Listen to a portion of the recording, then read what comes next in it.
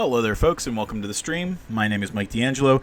Today we are going to be making some battle maps, and specifically what we're going to be doing is I'm going to be fulfilling a request that I had from my brother to kind of take a step back and see a little bit more of what it looks like to do the pre-planning piece before you take your map into Inkarnate. That kind of specifically ties into what it's like to do a sequel. There's a little bit of work that has to go into making sure that everything lines up the right way. So what I've done here is I've kind of prepped us with what the map that we're going off of currently looked like. So we had something in what I'm calling my A maps, which is maps zones that have already been created, and what we're going to be doing is adding additional content to this map in one of the cardinal directions until we have a zone that has 3x3 spaces that you can kind of bundle together in case somebody wants this big sweeping version of an overworld map that they can use. Because sometimes, you can kind of cut across this map really quick if you're doing a dash action or something like that. So you want to make sure that there's a lot of room to do some extra stuff. So real quick, I'm going to show you the really crappy map that I put together. We're going to clean this up. We're not going to do what we did here. But this was the general kind of idea of what I thought that I was going to do with this map originally. We're going to add some zigzags and stuff like that so it doesn't look so unnatural. I want this to look like it was kind of carved by water over thousands of years and stuff like that. So what we're actually going to be doing is kind of wiping this out. I had thought that I had did another version of this, so give me 1 second. I don't think that I have anything else hanging around, but let me poke around real quick and just see. Maybe I have something in... There we go. So, that original piece that I took out, we have nothing. Don't mind me. So I used this as my basis, but what I did was I drew on... I feel like it's this monitor. It's not even like Inkarnate or anything. It's just this monitor doesn't like me. So we'll resort to using the pen. The pen plays nicer. So you can see this image that I'm about to drag over, which of course I have it as a ping, so you're only going to see part of it. When I put this into Inkarnate, you'll be able to see it a little bit better. The general idea was you use PowerPoint or GIMP to add, you basically do 200% the size of your map in the direction that you're trying to go for. So in order to, I'll take this away real quick. What we'll do is, this was the one that we were playing with, so we'll redo the crop. And then what you would have to do is you would go to, in Photoshop, canvas size, change pixels to percent. If you're going width-wise, like if you're making it to the left or the right, you're going to change it to 200% there. You wouldn't change it for the height. You would swap that if you were going up or down. And then if you knew that you were going to the left, you would make it relative that way. And then you've got that extra piece there. Now we've got all the writing and everything that was there from before. So those are kind of like my four my points of interest that I know that I'm going to work with. So what I'm going to do with this map basically is we'll go to a brush real quick. We're not going to keep this permanently because I'm happy with the style of the other one, but I'll just real quick kind of show you what we have. The idea is that we're going to get a little bit of a zigzag that brings us over to here. Kind of looks snaky.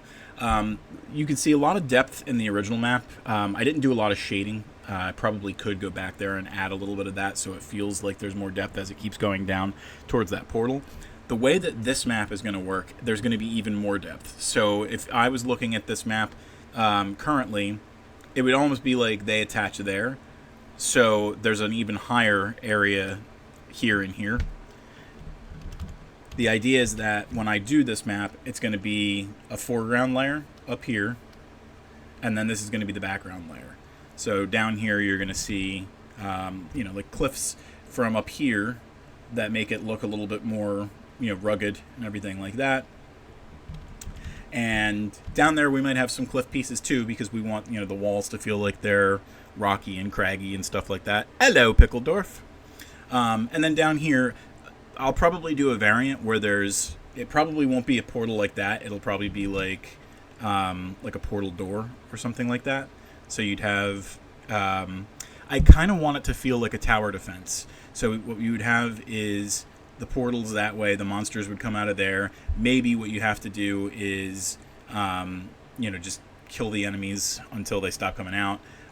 You could kind of split your party, because basically what you're trying to do is, in the grand scheme of things, the idea of this map over here was to make sure that the portal was always protected. You wanted to make sure that none of the monsters got to the portal, because if something happens to that portal, maybe it leads to a good guy haven or sanctuary or something like that. You're trying to protect them from that.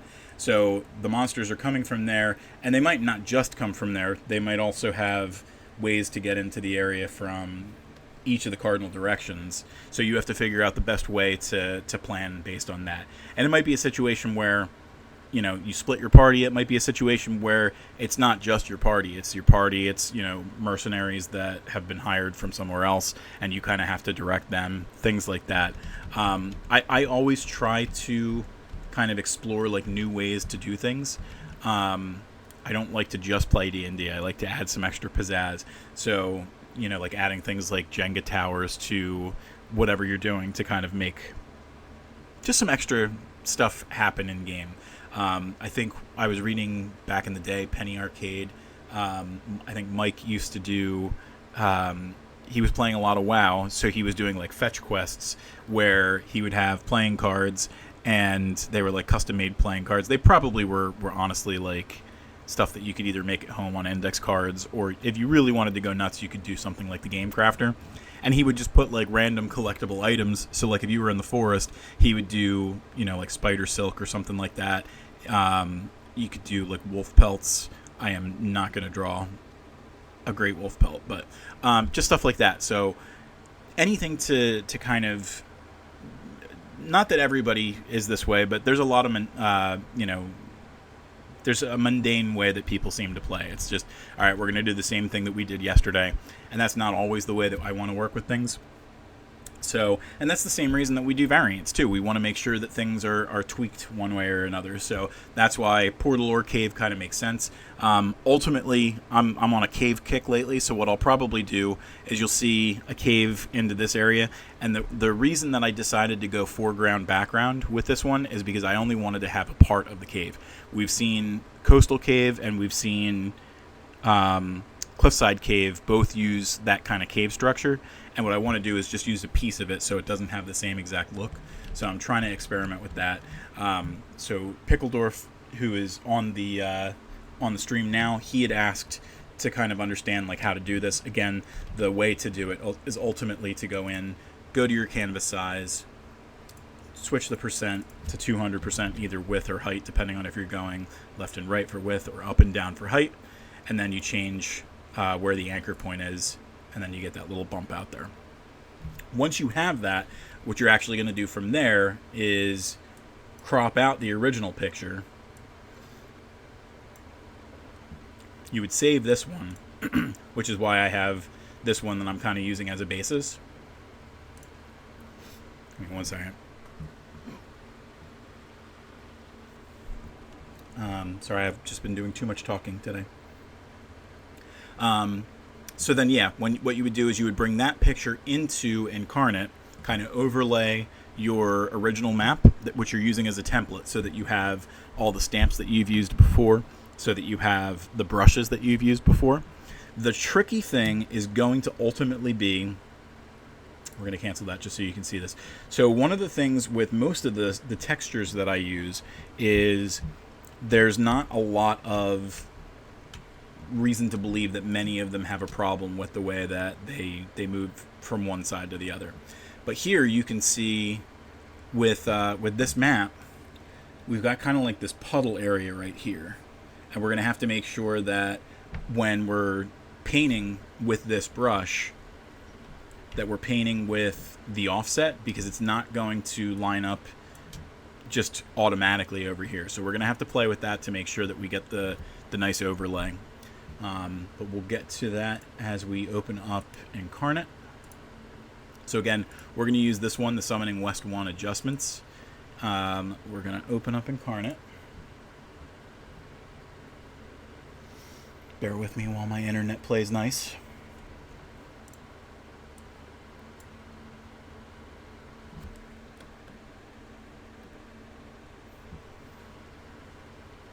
Okay, so what I have to do is I have to find my... I didn't plan for this the right way. I should have got ahead of this a little bit better. So we're going to go to my Patreon posted. We're going to go down to the summoning. And I don't want the summoning lush. I don't want the summoning water. We want the base map. So we're going to pull this one. We're going to actually make it a clone. So we're going to do clone. And we're going to call it... I think that I'm going to call it Monster Path. And that'll be like the title that I give it when we go live with it. Should be in my regular maps, I believe. It might have just landed in the folder itself. Let's see.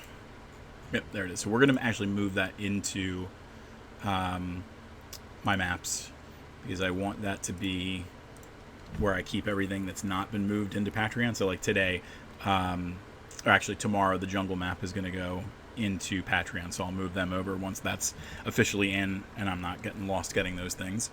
I have to do the same thing with a couple of these modular pieces too, but I felt like I was going to use some of them again. Anyway, alright, so we've got Monster Path here. We're going to go to Edit Map.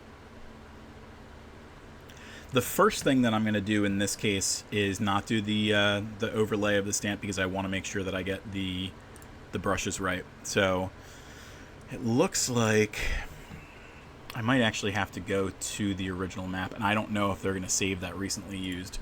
So let's try that real quick just to see if anything's there. So that would make life a lot easier for me if it did. Let's see what we got here. Go to our brushes. Nope. All right, so we're going to have to play a little bit with this. One of the things that I've been doing is trying to get a better like cataloging system of sorts to make sure that when I do stuff like this and I know that I'm using the same kind of difficult terrain, that I know how I'm gonna move on from there. So let me just make sure. Yeah, I did the clip mask thing there. You'll see you get the greenery there, so I'm always doing that. So let's try and see if we can find what I used. And if not, it might just be something that I have to clean up later. I feel like... Is it this guy? No, it is not that guy. That's the beach. Coincidentally, I feel like a beach right now for not putting this together. So it's something with puddles.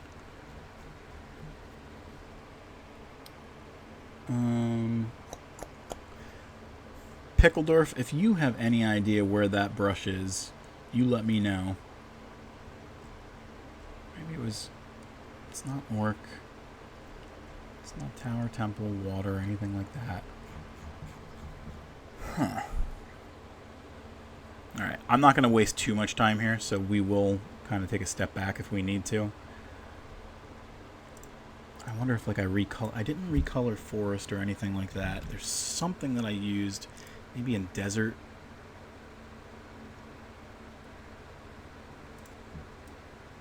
It might honestly just be a recolor, so I might have to tweak that a little bit. Worst case scenario, I start with one color and then I fix it later.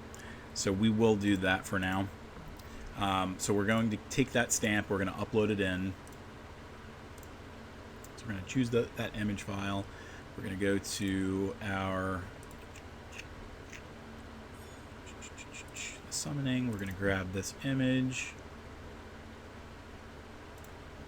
save that stamp, and then we should just be able to grab it. Now the stamps should hopefully, let's actually see if they're in there. Nope, it's just showing recently used across the board, unfortunately. No, actually, we're seeing some of this stuff here. Now this is good. So I should be able to use all this stuff. That's great.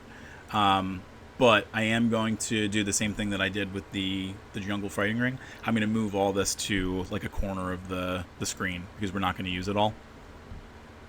So what we'll do is we'll shrink some of these bad boys down. grab a couple of them so that we can kind of catalog them. And that way we can use them again.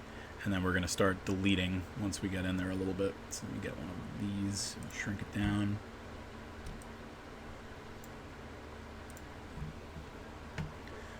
Let's see. Probably not going to use the wagon again. It would be kind of silly since that was a focal point here. So we'll delete that one. We may have crates, so I'll take some of these crates. I'm going to shut that door soon, I think, because my doggy's barking down there. Bring down one of those. Maybe we could use like these more lush vines. So we'll bring, I don't want to turn them. I want to bring one of them over. Let's see. We're not going to do another portal like that, so I can safely remove that. We might throw some barrels in there, because that would actually be a fun little way to kind of tweak what you're doing with the monsters. Like you could throw barrels down there to kind of impede their progress, things like that. And I think that really should be it as far as all of our content. And man, I don't know. The darn thing just does not like me sometimes.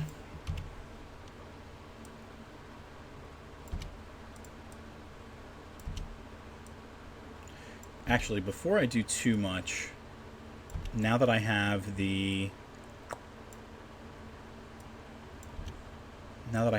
map all done, I'm going to do a couple of tests real quick. I'm going to kind of brush some things on. Let me save this just because I did all the work of getting rid of everything.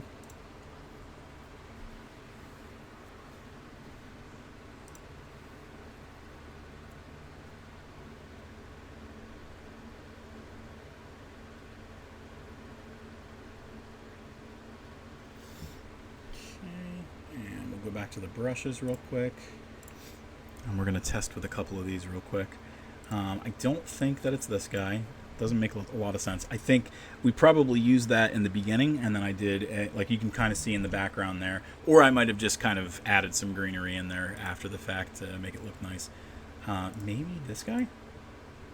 Yeah, that's what I did. You can actually see, so ostensibly what I should be able to do, if I'm drawing over this area, you can see where the puddles show up. So I'll be able to use that, but clearly I did something else to give it like that wastelandy look. So we'll go into the color of the advanced settings, and we're going to mess with the saturation a little bit. It's not going to be 100% right, so I'm definitely going to have to play with this to some extent. We'll mess with the hue. See, that's one of the things that I need to make sure, like when I do color correct this the right way, I need to make sure that I'm nailing it down the right way, because doing it wrong makes it that much harder to do these kind of sequel maps. And in theory, like I could go to the original map and make changes there, but that's not what I want to do. So let's come here. I feel like it might just be saturation, to be perfectly honest, or brightness or something like that. It's not just brightness, that's for sure.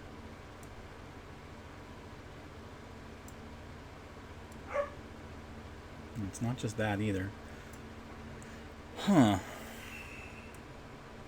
Yeah, and the shame is, like, I'm not able to get that brush from before, so I may have to play with that. I don't want to waste too much time here. So I wonder if, I mean, you can almost see like the orange there, so I wonder if I did some kind of color over top of it to kind of gray it out.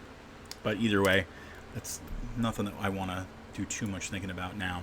So we've already got we're on the background layer right now. In theory, what I could do is, since I do know that I want to kind of carve out a path for the background, for that little path, we're going to come in here, we're going to zoom out. We'll just set everything into the foreground. Then I'll throw that stamp on. And that stamp is really just used as a guide. Like, we're not going to use that stamp for anything, really. So we'll go in here, open the catalog, go into My Stamps, and then we should be able to find this guy here.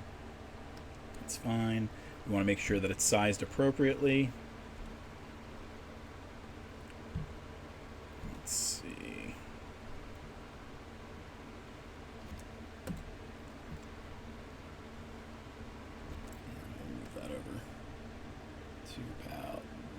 there, something like that. That's a decent size, I think. You know, we're going to boost it up a little bit more so that we have kind of like, I want to have like two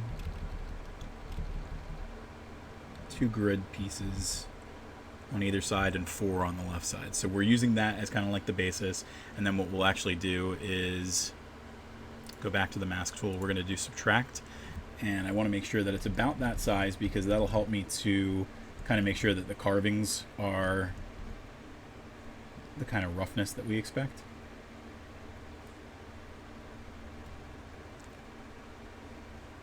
And then I'm going to actually close that off a little bit more. I want it to kind of enclose in the area. All right, so that's good for now. And we can actually get rid of that stamp after we put some stuff around. So the tree we're going to kind of change in a little bit. We're going to make that look like it's bleeding. I'm going to try and do something across this area. So we'll try and see what it looks like when we do our little land bridge here. And then what we'll do is we'll add some shadow under there to make it look like this is higher up than that little pathway. We're going to go back to the subtract tool because the idea is that over here kind of opens up. And that you gradually kind of make your way up the hill. I don't want it to be like a straight up cliff like you see elsewhere here. So we're going to have to figure out a way to make that look like it kind of gradually moves up here. We're going to look for, in the Inkarnate stamps and Fantasy Battlemap, some kind of statue. And we're trying to make it look like some kind of god. So let's see what we can find. I'm trying to do something where it might not be like necessarily the portal that you're breaking. It's the statue is what's giving, you know, the portal the power to exist. So maybe what we'll do is grab something from the desert, one of these Egyptian statues. And I don't want it to look straight up gold like we see in a lot of, you know, Egyptian imagery or anything like that. Oh, sorry, Matt. You said if you're on the old map, can you not look at the settings of the old brush? Yeah, unfortunately, I can't do it. It's yeah, I guess it's been so long that it doesn't preserve that information for the brushes. The stamps it does, which is great, but yeah, in our case now we're kind of SOL. I'll go in there one more time just to kind of poke around and see what's going on. So I'm going to make this. I'm desaturating it because I want it to look like stone. So I didn't want it to look, you know, too pristine or anything like that. And then we're going to go grab that the cave image that we've been using over and over and over again in the terrain, and we're going to shrink this down. I'm going to shrink it down a little bit more. And again, we don't want this to live on top, so what we'll do is get that and then flatten it to the background. And once we get rid of this guy, you can kind of see what it's going to do. Right now it doesn't look great because we've got the mask tool, which is doing the mask effects. So we're going to remove that, and then on top of that we'll add some cliffs both on the ground level, like below in the tunnel, and then we'll add some cliffs up top as well to kind of add some texture and some extra feel to it. That makes this cave entrance definitely look different than the ones that we've seen before. So that's kind of the reason that I went and did things that way. We may... I may just change certain things here, like the ripples. We don't need the ripples. Yeah, we'll play with things a little bit just to get like the right feeling. I am going to save it for now.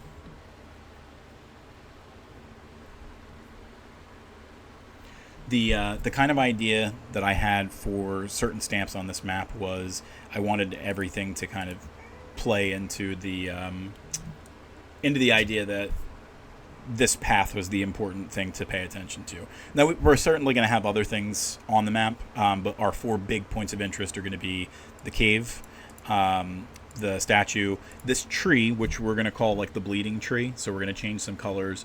We're going to see some blood dripping down in here. As you know from yesterday's stream, I'm not great with doing blood, so I'll try and figure out something that looks good. And then the idea is that the monsters are coming out of here because of the statue. There might be like another portal in here, or when I get to the point where I'm ready to change this variant, we'll have like an actual like portal that looks kind of like a World of Warcraft portal that comes out of this area. And if you break the statue, that's what stops them from coming. The blood tree, the bleeding tree, is going to have crimson liquid that bleeds into here, and the idea is that if the monsters get there, it gives them some kind of power, that kind of thing. And then the bridge is supposed to be a spot for the heroes to rain down fire on the enemies without having to engage in them hand to hand if they want to do that. And then we'll put some barrels in some areas down here so that they can grab those things, throw them off, that kind of stuff. We're trying to give this kind of a strategic feeling, so we'll work on that in a little bit. Let's save this real quick. I think I made like one change. I don't know why I'm doing that, but it's better to save often, even when you don't need to, than to forget to save after you've done a crap ton of work. So we're going to go back into the Patreon posted. We're going to go find that map one more time. Let's take a look at the summoning water real quick, just in case I get a different experience here. I don't think that I will, but again, we're talking about being safe and trying things to see if they work. So I wonder if... Yeah, I mean, nothing really changed there. There's nothing crazy. But I do have the water here. So I'm wondering if there was something else that I did to kind of give me what I needed. Ah, there we go. All right. I wonder if that followed me into the other map. Give me 1 second. So it wasn't that I didn't change anything that we had. What I did was I used the regular color scheme, and it looks like I didn't change the opacity or anything. So let's try that real quick. We're going to take this texture, which is dirt. It's just regular dirt. It actually might be this one though, because the regular dirt doesn't have the water puddles or anything. So I think that might just be like the basic one that they gave me. You can see now that I grabbed that, we have something a little different. We're going to grab the foreground layer, paint that all on. Let me zoom this out. And again, this isn't really going to be where I'm going to end with this, because I'm trying to offset what we have in the other map. So you can see right here, we've got that puddle there, and I don't really want that. It actually looks like what it does is here, it does this piece right here. So what we're going to want to do is, and it actually looks like it comes over there, so it's very close. But we do want to offset it a little bit, and I think we probably want to offset it to the side just a little bit. So if we come here, we can do the horizontal offset.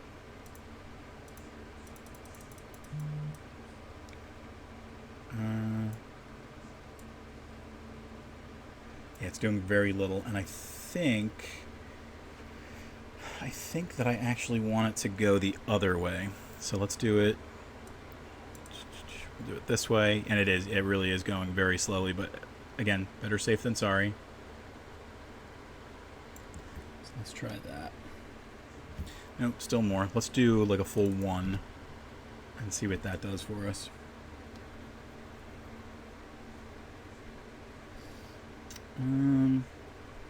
I mean, the nice thing is, like, there's not too much of an offset that we have to do.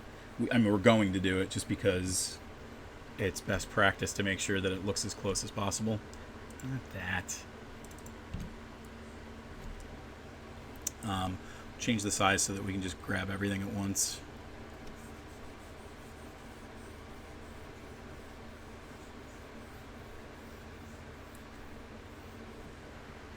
And the background layer, I think we have the weird kind of hackneyed color that we used before, so we're going to do it there as well. And then we'll fix that in a moment. We are going to have to put the cave back there, because once you put the cave on the background layer, it becomes part of the background layer. It's like you painted it on, not used it as a stamp, so we're going to have to make that change as well. I'm not even going to bother saving it yet, because I want to make sure that what we're talking about hoping will work. So we do have this. I think what we'll do is we'll start small and see if it does what we want it to.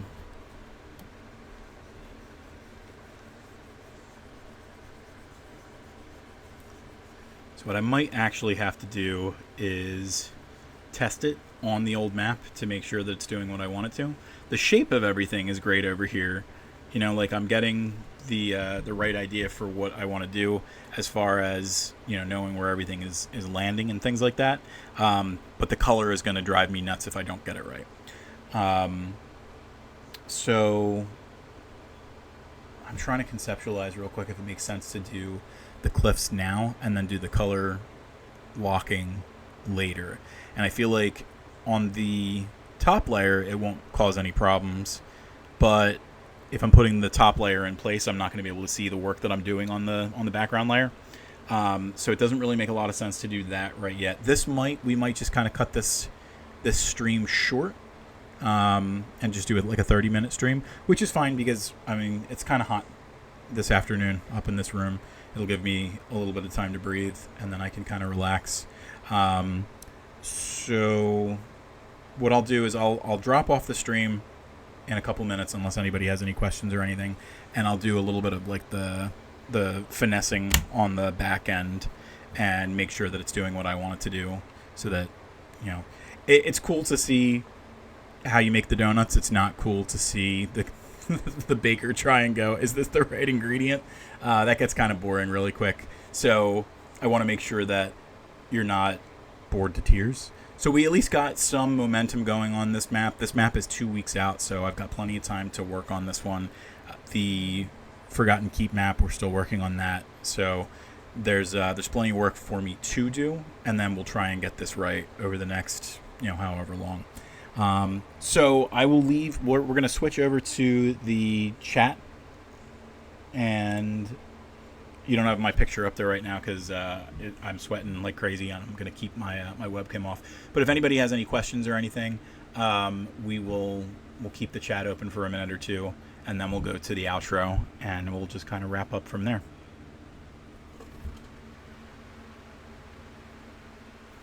And I don't know if anybody knows.